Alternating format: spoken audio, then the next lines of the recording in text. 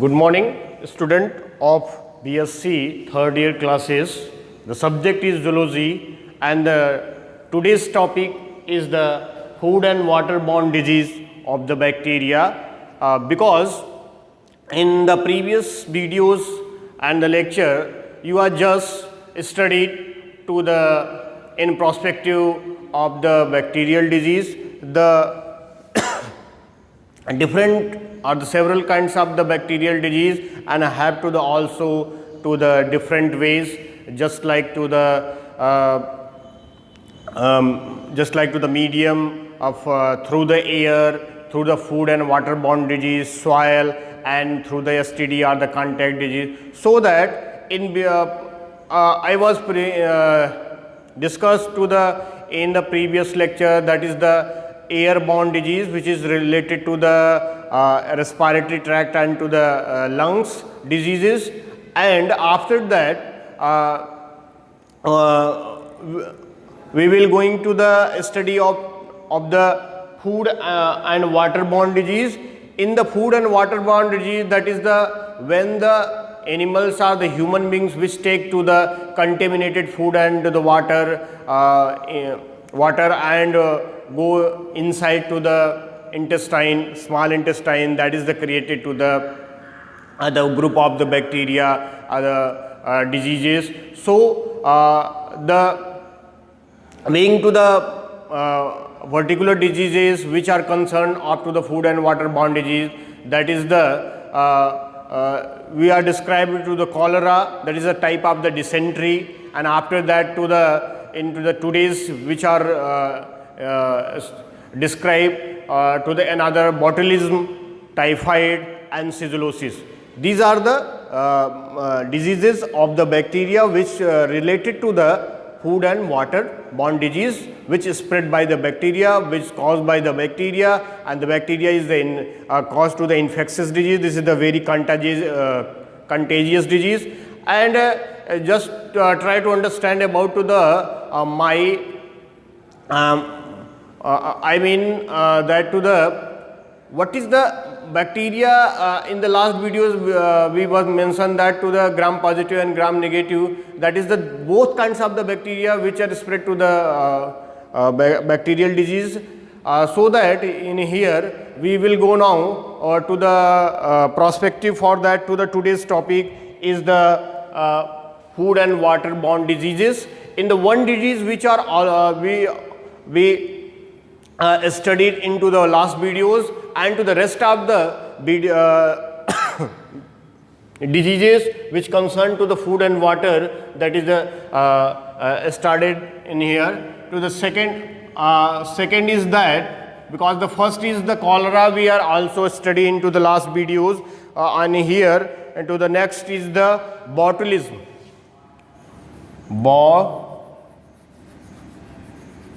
Botulism, which means the what is the meaning of to the botulism? Botulism is the food poisoning, type of the food poisoning which are caused by to the gram positive and gram positive and to the obligate anaerobic bacteria which form to the endospore, which found into the soil, and that is the cause to the error in the nervous system, or the particularly to the motor neurons of to the human being. So that to the botulism is the type of to the food poisoning, and which caused by to the Clostridium botulinum. But first of all, what is the meaning of the botulism? In the Latin word, botulus means sauces. In the Latin word, the what is meaning of the botulism? Botulus, which meaning of the botulus is the sauces.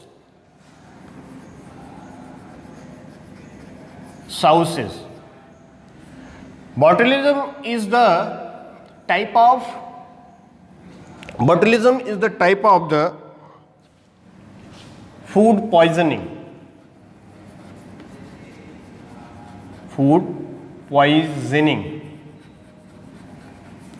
type of food poisoning, so that food poisoning, so that through the Clostridium botulinum. So you are better understand and know that about to the description of to the any kinds of the diseases which caused by the bacteria. First of all, to the causal agent. Causal agent. What is the causal agent of the botulism? That is the Clostridium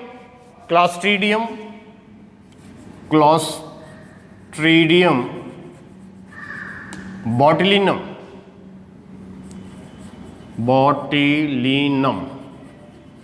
Clostridium botulinum is the group of is the bacterium which gram positive bacteria, gram positive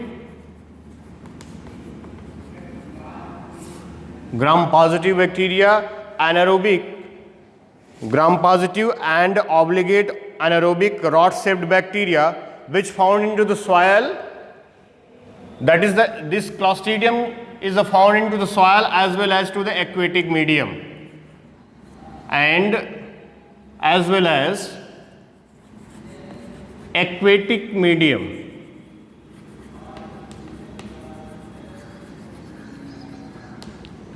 Soil and an aquatic medium. That the discussed up to the botulism, because the bacteria which are going into the inside of the body through the water and the food, so that is the found into the soil and the aquatic mediums, and here forming to forming to the endospore, and that is going inside through the water or the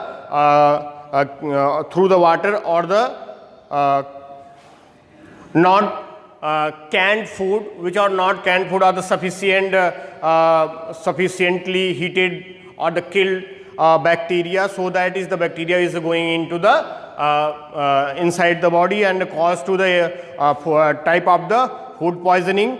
That is the endospores up to the Clostridium tetani, Clostridium botulinum, endospores which found into the soil or the aquatic medium, where are the takes to the contaminated water and to the food material, that is going into the endospore, and where are the germinated and produces the type of the toxin, because this is the food poisoning, this is the toxins, and these are toxin is a very poisonous for that to the these effect on the directly nervous system.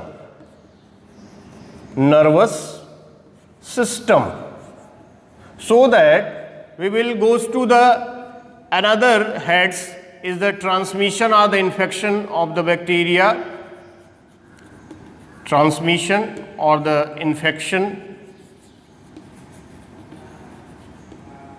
So look at here, what is the way which adopted by the bacteria, because the bacteria which spread to the toxin, because these are the related on affected to the nervous system, so called is called to the neurotoxin. Neurotoxin is the poisonous substance. This is the poison or the toxin substance which you are better known that about to the CNS, PNS, central nervous system, peripheral nervous system is the one of the nervous system. So this bacteria which directly affected to the nervous system, particularly to the motor neurons. So these are the endospores which goes to ingested inside that small intestine and through the blood which reach into the motor neurons, and that's through the motor neurons, that is going into the bind to the synapses of the motor neuron and breaks the synaptic vesicles membrane protein. What is the meaning of to the, because in the nervous system, you just try to understand about to the what is the situation where are the going on to the transmission of the impulses, because the one neurons which are joined to the another neuron through the synapses processes. The synapses where are the place to the two neurons which are joined together, one in the end part and the another is the beginning or the initial part, so that where are the types of the protein and the vesicles which are present into the presynaptic and postsynaptic membranes. So that is the receive the presynaptic membranes which have to the vesicles, and that's have collect to the all the impulses, and that is the goes to the fuse into the wall of the presynaptic knob, and that is the given to the impulses from the postsynaptic knobs. So this is the type of the mechanism through the transmission of the impulses. But here the condition, the Clostridium botulinum which are attack on the nervous system, particularly motor neurons. So that is the motor neurons is that to the when the time out to the brain which given to the information for that to the doing to the response or the act for that to the particular reflexes, particular type of the stimulus. When the which are joined with the bind with the synaptic membranes of the motor neuron, synaptic membranes of the motor neuron, we are early to mention that to the synapses is the joined to the two neurons, so that to the synaptic membranes, and these produces to the toxin, neurotoxin, which is called to the synaptobrevin. This is the type of the protein, and these are inhibits neurotransmitter substance, because we are to mention that to the presynaptic knobs, presynaptic membranes which have to the vesicles, and the vesicles is the neurotransmitter substance which have to the neurotransmitter substance. What is the work of the neurotransmitter substance? That is the collect to the impulses from to the presynaptic knob to the postsynaptic knob, because these are the given to the information for that too, and that is going. So these created neurotoxin, and that's to the collapse for that. This causes failure of the muscle contraction, because the neurotransmitter substances,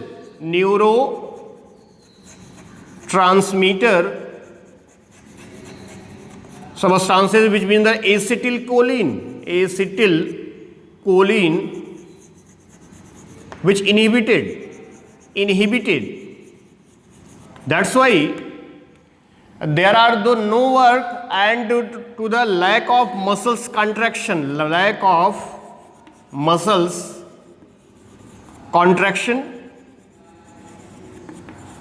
when the lack of the muscles contraction, there are the leading to the paralysis, so that this is the type of the infection. And once we are goes to symptom. What is the symptom after the creating to the infection by the bacteria? That is the some of the particularly symptoms. First of all, to the which are the major cause to the here to the paralysis, and which cause to the blurred vision, difficulty in swallowing, blurred vision, difficulty in swallowing, difficulty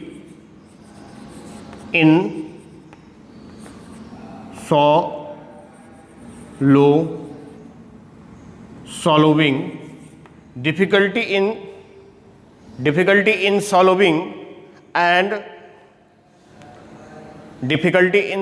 and speaking,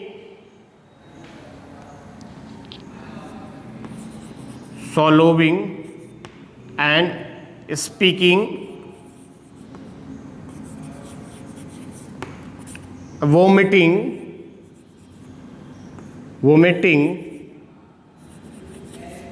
so that this is the etc. This is the type of the and which causes to the paralysis, so that this is the type of the food poisoning. And after that to the diagnosis and the control. So in this, what is the diagnosis and the control? That is first of all, in the diagnosis, the inculation of the serum, stools, and to the other, for that to the know that toxigenicity, and the prevention and control for that to the strictly prohibited by the food processing practices. First is that for the control, food practices, food processing, food strictly adopting food processing practices,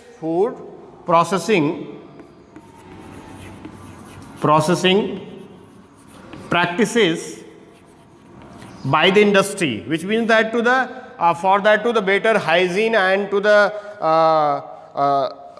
reduction of the contamination. And the second is that to the homemade food material for the educate to the people for the safe preserving the food. And the second is that to the preservation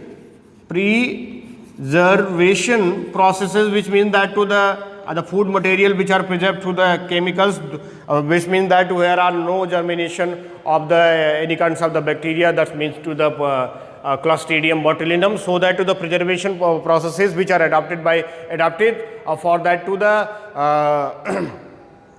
food materials. And to the another one, that is the discouraging to the infants of the below 1 year age feeding honey, and to giving large doses of the botulinum antitoxin, and also given to the large dose of antitoxin of botulism. So this is the तो आज के chapter में हम बात कर रहे हैं rest of the part food and water borne disease से रिलेटेड डिजीज की, जिसके अंदर हमने बॉटुलिज्म को एक्सप्लेन किया, उसके कैजुअल एजेंट को, ट्रांसमिशन, सिम्टम और उसके डायग्नोसिस एंड कंट्रोल को। अब हम चलते हैं दूसरी तरफ, जिस बात करेंगे दूसरे डिजीज की। तो दूसरे डिजीज के अंतर्गत जो है हम बात करेंगे आगे एक अगले सिजलोसिस जो एक विशेष प्रकार का डिजीज है, जिसको बैसिलरी डिसेंट्री बोलते हैं। सिजलोसिस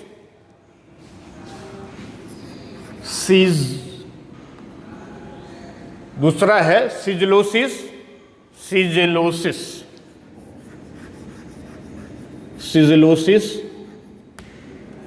इसको दूसरी भाषा में, सिजलोसिस को दूसरी भाषा में हम बोलते हैं बैसिलरी डिसेंट्री, मतलब बैक्टीरिया से होने वाला, जो बैसिलस बैक्टीरिया उससे होने वाला बीमारी, bacillary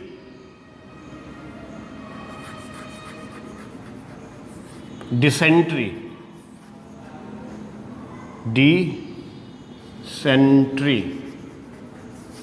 Bacillary dysentery, that is called to the sigilosis. And that's to the sigilosis is the diarrheal illness, diarrhoea. तो आप जानते हैं कि सिजिलोसिस को मैंने कहा डिसेंट्री है, और इसमें ये क्या विशेषकर क्या होता है, डायरिया हो जाता है, जहाँ पे एक्सेस अमाउंट में वाटर और इलेक्ट्रोलाइट्स जो है आपके बॉडी से रिलीज कर जाएंगे, और उसके बाद जो है आपको बहुत जो है वीकनेस होगी, मसल्स का loss of the muscles contraction होगा, और जो है एपेटाइट होगा, नोजिया होगी, वॉमिटिंग होगी, मसल्स कॉन्ट्रैक्शन होगा, तमाम प्रकार की जो सिम्टम्स आते हैं उसको। तो ये जो है सिजिलोसिस जो होती है बीमारी, ये मैंने कहा कि जो डायरियल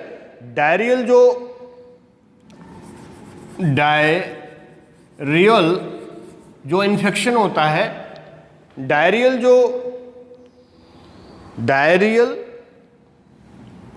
इलनेस, डायरियल जो इलनेस होता है ये इसी के आधार पर होता है। मतलब डायरिया जो होता है जिसमें एक्सेस अमाउंट में वहाँ से जो कॉज करती है वहाँ से, तो मैंने कहा कि ये सिजुलोसिस जो होता है वो बैसिलरी डिसेंट्री होता है या फिर उसको डायरियल इलनेस भी बोलते हैं। और इसका कैजुअल एजेंट ये है, कैजुअल एजेंट इसका क्या है, कैजुअल एजेंट के रूप में सिजेला आता है, सीजेला। सिजेला इसका जो है, सिजेला जो बैक्टीरिया होता है वो सिजुलोसिस क्या कहते हैं, सिजुलोसिस को जो है क्रिएट करता है, इस डिजीज को क्रिएट करेगा जिसके आधार पे हमें जो है डायरियल इलनेस की प्रक्रिया हो जाएगी। तो ट्रांसमिशन क्या है, ये सिजेला जो होता है वो ग्राम नेगेटिव बैक्टीरिया है, फैकल्टेटिव टाइप का जो है बैक्टीरिया होता है, रॉड शेप। और ये ट्रांसमिशन जो इसका है, अगर हम ट्रांसमिशन की बात करते हैं तो 4F की बात करेंगे, food, finger, faeces on flies. तो ट्रांसमिशन को देखते हैं, ट्रांसमिशन प्रोसेस में कैसे होता है, what is the main transmission process for that to the spreading to the shigellosis disease. तो 4F जो होते हैं ये इसके माध्यम से ये फैलता है। तो 4F कौन कौन से हैं, एक तो होता है एक जो मैंने कहा food, finger, faeces and flies. Food, finger, faeces and flies. Food, finger, ficus and fly. There are the 4 modes for the transmission of the bacteria Shigella which cause to the sigilosis, that means to the diarrheal illness is called to the bacillary dysentery. And there are the 4 F's is the food, through the food because the contamination. तो यहाँ पे जब तक contamination नहीं होगा तब तक ये रोग नहीं फैलेगा। तो रोग का जो माध्यम है वो क्या है, पहला तो फूड है। अगर कंटेमिनेशन बैक्टीरिया आपके भोजन में है तो भी उसके माध्यम से आपके अंदर पहुंच जाएगा। फिंगर, आपके फिंगर जो है कंटेमिनेट है, पॉल्यूटेड है, वो बैक्टीरिया यहाँ पे जो है जर्मिनेट किए या है कांटेक्ट में है तो उसके माध्यम से भी चला जाएगा। फिकस मैटर, कंटेमिनेशन हुआ फिकस मैटर का जो अनवांटेड डिफ्यूज मटेरियल होता है आफ्टर द डाइजेशन, वो उसके माध्यम से, क्योंकि बैक्टीरिया वहाँ पे होता है, कोई इन्फेक्टेड पर्सन के बाद फिकस जो मैटर अगर वो कंटेमिनेशन से आपके बॉडी में पहुँचा। और फ्लाइज जो मक्खी होती है वहाँ की, उसके माध्यम से मक्खी एक जगह से दूसरे जगह बैठती है तो इस प्रकार के रोग को फैलाती है। तो इस प्रकार से 4 F होते हैं, ये आप हमेशा ध्यान रखिए। Just remind that to the there are the 4 F's, food, finger, faeces and flies. Food, finger, faeces and flies. Food, finger, faeces and flies. तो 4 जो है माध्यम होते हैं जिनके माध्यम से ये सिजुलोसिस की प्रक्रिया होती है और जो कि इस रोग को फैलाता है। और इसके माध्यम से ये बॉडी में पहुंचते हैं और पहुंच के जो है, तो विशेषकर 1 से 4 साल के बच्चों को ये ज़्यादा होता है। और इस प्रकार से ये हमारे जो कॉलन होता है, हमारा जो लार्ज इंटेस्टाइन होता है वहाँ पे कॉलन पाया जाता है, कॉलन बैक्टीरिया के नाम से अभी जानते हैं आप। तो कॉलन जो प्लेस होता है वहाँ पे ये पहुँचता है, क्योंकि यहाँ पे क्या होना है, डायरियल इन्फेक्शन होना है। तो डायरिया होगा तो उसमें क्या होगा, जैसे 2 शब्द होते हैं, कॉन्स्टिपेशन होता है और जो है डायरिया होता है। तो यहाँ पे जो मसल्स होती है वो लूज हो जाएगी या फिर कॉन्स्टिपेट कर जाएगी। तो 2 कंडीशन में, तो 2 यहाँ पे डायरियल कंडीशन होगी तो वहाँ पे जो मसल्स का कंट्रैक्शन होगा तो ये जाके एपिथेलियल स्पेस ऑफ कॉलन जो होता है वहाँ पे 1 से 3 दिन में, विद इन 1 to 3 डेज में ये जो बैक्टीरिया होता है ये वहाँ पे रिप्रोड्यूस करेगा और इंडोटॉक्सिन का सिक्रीशन करेगा। और जबकि इंडोटॉक्सिन का सिक्रीशन करेगा तो वहाँ पे इस प्रकार के रोग जिसको बैसिलरी डिसेंट्री बोलते हैं दिखाई पड़ेगा। अब चलते हैं, बात करते हैं कि इसका सिम्टम क्या है। तो इस सिम्टम का मतलब क्या होगा, तो सिम्टम में देखते हैं ज़्यादातर, तो जो यहाँ पे सिम्टम में देखेंगे, सिम्टम की हम जब बात करते हैं सिम्टम्स, तो सिम्टम में देखेंगे कि यहाँ पे ये फ्लूइड जो होता है वो ज़्यादा से ज़्यादा बॉडी से निकलता है, क्योंकि हमारा जो कॉलन पार्ट है वो सबसे ज़्यादा प्रभावित है। तो कॉलन में जो है अल्सर भी हो सकता है, और वहाँ से जो म्यूकस होगा, जो पस होगा, वो उसके साथ में ब्लड आता है। तो ये सारे जो लक्षण वहाँ पे दिखाई पड़ते हैं। तो वहाँ पे इसको बोला जाता है कि a watery fluid containing blood, a watery fluid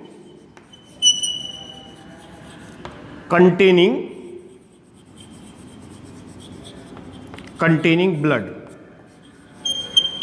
blood को कंटेन करता है। पस या पस भी आ सकता, म्यूकस कहते हैं विशेषकर म्यूकस। और जो है उसके बाद तो ये फ्लूइड लगातार कंटिन्यूअस प्रोसेस में आएगा, और उसके आधार पे लगातार जो पस होगा वो जो है कमिंग एट द इंटरवल्स, और लगातार जो है कुछ कुछ देर पे जो पस होगा वो लगातार इंटरवल्स पे वो आता रहेगा, इंटरवल्स पे आता रहेगा, जिसके आधार पे हमें डिहाइड्रेशन, इलेक्ट्रोलाइट्स की कमी और ये सारी प्रक्रियाएं हो जाती हैं। तो इस आधार पे हम जो है अब हम बात करते हैं प्रिवेंशन एंड कंट्रोल की। तो प्रिवेंशन एंड कंट्रोल में हम जो है prevention and control, diagnosis and control की बात करेंगे। तो हम जो है पहली बात तो हाइजीन को जितना रखेंगे उतना ही हम सिजलोसिस से दूर रहेंगे। तो क्लीननेस और हाइजीन और कंटामिनेशन से बचना पड़ेगा हमें। और जब किस सिजलोसिस अगर हो गया है, हमें बैसिलरी डिसेंट्री है, डायरिया हो गया है, तो हम कुछ एंटीबायोटिक्स को देंगे, और उस एंटीबायोटिक्स के आधार पे जो है हम इसका प्रिवेंशन करेंगे। तो उसमें ट्राइमेथोप्रीम एंड सल्फामेथाक्साजोल की प्रक्रिया होती है, और एंटीबायोटिक्स रेजिस्टेंस जो है दिया जाता है। तो इस आधार पे इसको सिजलोसिस को हम ठीक कर सकते हैं। तो ये दूसरे प्रकार का जो है डिजीज था जो food and water borne disease के अंतर्गत आता है। अब हम बात करते हैं नेक्स्ट डिजीज की, जो कि food and water borne disease ही कहलाता है या उसी से रिलेटेड है, और वो आता है उसका नाम है जो बहुत famous, that is a very famous in the society and to the all the lot of the people is always to infected by this diseases, that is the typhoid fever। तो हम टाइफाइड फीवर की बात करते हैं और उसको देखते हैं। तो टाइफाइड अगला जो है food and water borne disease के अंतर्गत टाइफाइड फीवर को देखेंगे और उसके बात करेंगे। तो टाइफाइड फीवर के अंतर्गत जो है हम देखेंगे कि टाइफाइड का क्या मतलब होता है, ट्रांसमिशन कैसे होता है, और वो ट्रांसमिशन कैसे जो है पूरा किया जाता है। तो हम आगे बढ़ते हैं, इसके आधार पे टाइफाइड का मतलब समझते हैं और उसकी पूरी प्रक्रिया को जानते हैं कि कैसे डिजीज़ फैलता है, उस आधार पे समझते हैं। तो हम अगले डिजीज़ की बात करते हैं जो कि food and water born disease के अंतर्गत आता है, टाइफाइड फीवर। और हमने कहा कि सोसाइटी में सबसे ज़्यादा ये देखने को मिलता है, जो लॉट ऑफ द पीपल जो है हमेशा इससे इस बीमारी के चपेट में आते हैं। और तो ये बीमारी क्या है, कैसे फैलती है और इसका समाधान उपचार क्या होता है। तो टाइफाइड फीवर जो होता है वो food and water borne disease में रखा गया है। तो इसका मतलब यह है कि सीधा सा मतलब ये होता है, दिस इज द कॉन्सेप्ट ये है कि ये फूड या वाटर से ही होने वाला बीमारी है। तो अब ये क्या, ये या तो फूड से या तो वाटर से contamination, food and water contamination से होने वाली बीमारी है। तो कंटेमिनेटेड वाटर और फूड हम जब लेंगे तो वहाँ से ये बीमारी हमें फैलेगी। तो टाइफाइड का मतलब क्या होता है, टाइफाइड्स का मतलब ग्रीक वर्ड में होता है स्मोक। ग्रीक वर्ड में जो टाइफाइड का मतलब है टाइफाइड्स, तो टाइफाइड्स का मतलब क्या है, तो टाइफाइड का जो मतलब है, टाइफाइड्स का मतलब जो है वो होता है, टाइफाइड्स का मतलब स्मोक। स्मोक। तो यहाँ पे ग्रीक वर्ड में टाइफाइड का मतलब स्मोक है, और ये जो है इसका आप समझते हैं कैजुअल एजेंट क्या है। कैजुअल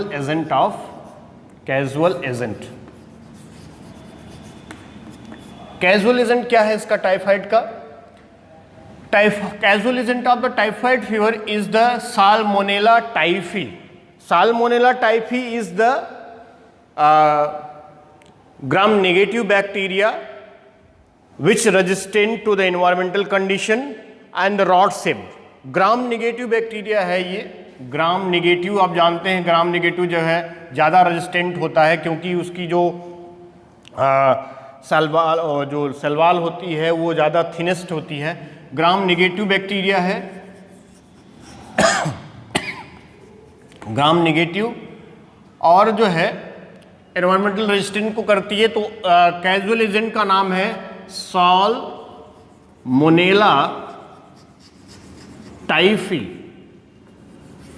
साल्मोनेला टाइफी जो होता है वो ये कैजुअल एजेंट के रूप में है।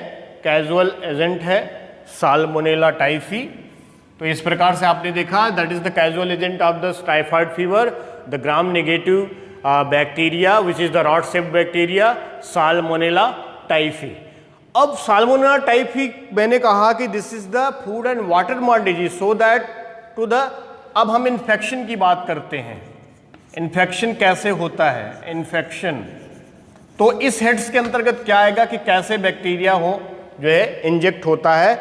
When the contaminated food and the water which are the ingested up to the human beings, so that to the these are the bacteria which are going in the small intestine where are the colonized, and that's to going into the different part of the body, that means to the particularly lymphoid system, kidney and others। so तो ये अलग अलग जो हमारे body parts होते हैं वो after the reaching the intestine में पहुंचने के बाद वो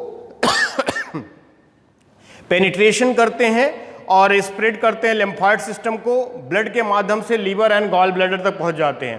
तो ये जो है इंजेस्टेड कंटामिनेटेड फूड मटेरियल और द ड्रिंकिंग वाटर। तो इस प्रकार से तो ड्रिंकिंग वाटर से या कंटेमिनेटेड फूड से ये इंजेस्ट करते हैं और स्मॉल इंटेस्टाइन तक पहुंच जाएंगे। स्मॉल इंटेस्टाइन तक पहुंचते हैं और स्मॉल इंटेस्टाइन में पहुंचने के बाद वहां पे ये एपिथेलियल, उसकी जो एपिथेलियल टिश्यूज होती है वहां से ये आगे बढ़ के लिम्फॉइड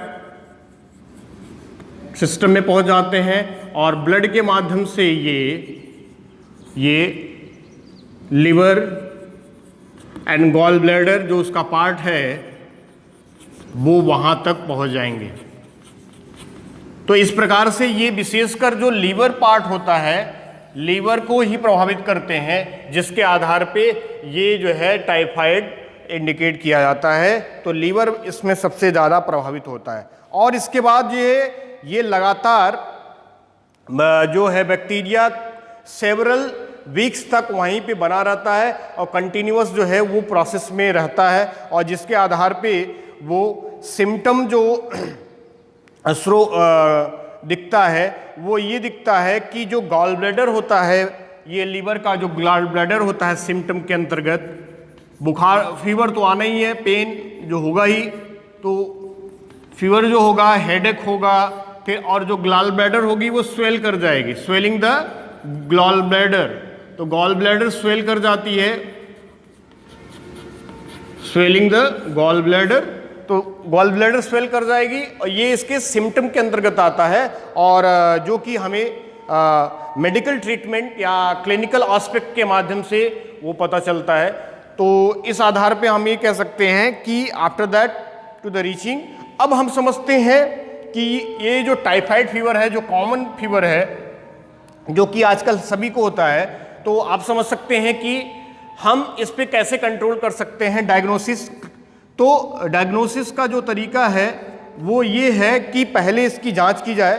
तो जांच में जो है तो यूरिन और ब्लड को लिया जाता है और सीरोलॉजिकल टेस्ट किया जाता है। डायग्नोसिस के अंतर्गत serological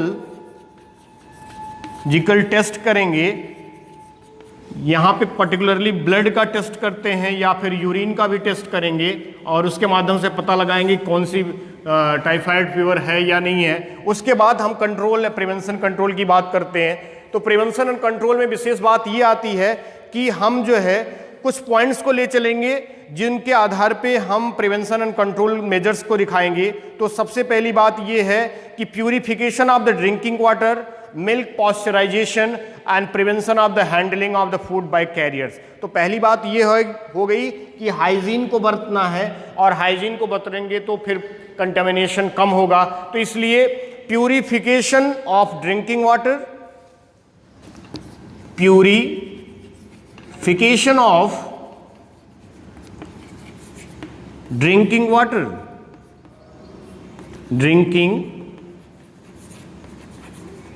purification of drinking water.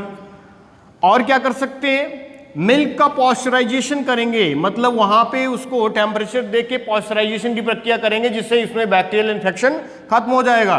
तो पॉस्चराइजेशन की प्रक्रिया होगी, ठीक है। Milk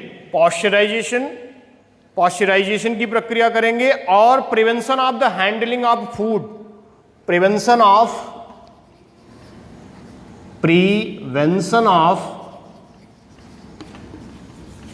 handling of food carriers, मतलब जो फूड के साथ में जो कैरियर है उनका प्रिवेंशन कर देंगे, जिसके आधार पे वो बॉडी के अंदर या स्मॉल इंटेस्टाइन तक नहीं पहुंच पाएंगे और जिससे इसका जो है कंट्रोल किया जा सकता है। दूसरा ये है कि कंप्लीट आइसोलेशन ऑफ, दूसरे में देखते हैं इसके कंट्रोल मेजर्स में, complete isolation of to the carriers, complete isolation of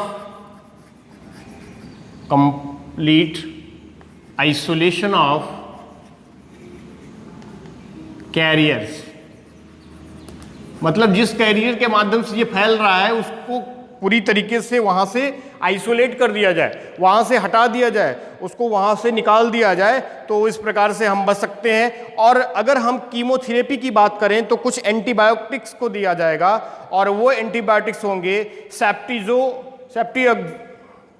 सेफ्टिऑक्सान, ट्राइमेथोप्रीम, सल्फामेथाक्साजोल, ट्राइमेथोप्रीम,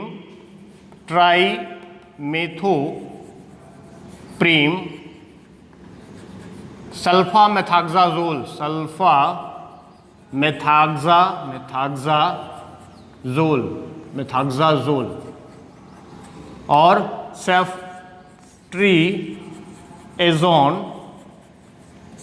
इस प्रकार की कुछ मेडिसिन जो एंटीबायोटिक्स के रूप में है वो दिया जाएगा, इस पे कंट्रोल होगा। और उसके आधार पे कुछ वैक्सीन को यूज किया जाता है, use of the vaccines for the high risk, use of vaccine for high risk. तो अगर यहां पे कंडीशन क्रिटिकल हो रही है तो वहां पे हम क्या करेंगे, वैक्सीन का इस्तेमाल भी कर सकते हैं। तो इस प्रकार से इस पर कंट्रोल कर सकते हैं। तो ये आप समझ सकते हैं कि अगर आपने जो food and water borne disease के विषय में पढ़ा तो उसमें एक कॉन्सेप्ट जो निकल के आता है, that is the concept which that after the evaluating after the several diseases in the heads of the food and water borne disease, the hygiene is the mandatory or the essential, and that's to the beyond to the contamination.